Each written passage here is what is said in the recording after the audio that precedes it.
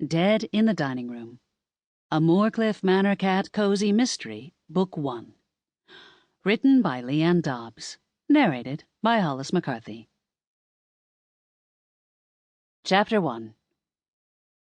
Araminta Moorecliff couldn't have imagined that someone at the family table would be having their last meal when she came out of her room dressed in her finest bright orange and red flowered polyester pantsuit for dinner. "Auntie, it's time for dinner. Do you require assistance?" Araminta pshawed at the slight hint of good-natured sarcasm in her nephew's tone. Archibald Moorecliff, or Archie, as the family affectionately called him, knew better than anyone what a stickler she was for punctuality. The fact that she'd recently celebrated her 84th birthday with family and friends right here in this very house did not mean she now needed help. She was as healthy as an ox, although perhaps not quite as strong, but she was still perfectly capable of descending a few flights of stairs, and then some.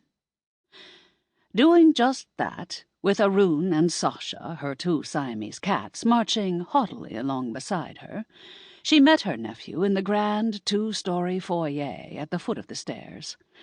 He looked especially debonair tonight in his crisp charcoal-grey suit.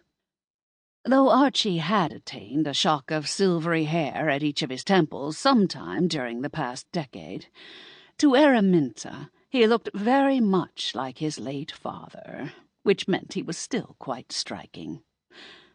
Probably the reason his much younger second wife Daisy had become so enamored of him, Araminta thought. Then again, it could also have been the fact that he had oodles of money. Lifting her cheek for a kiss, Araminta fondly scolded her nephew. "As if a Moorecliff would dare be tardy for any affair. We've a good 5 minutes before the dinner bell, and you know it."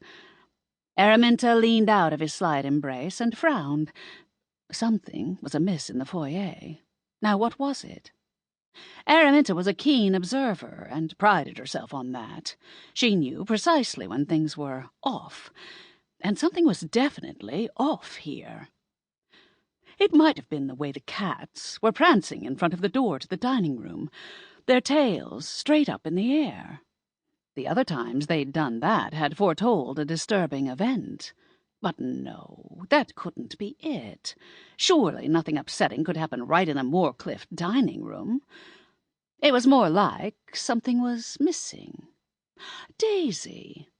Oh, good grief, Archibald. Sample complete.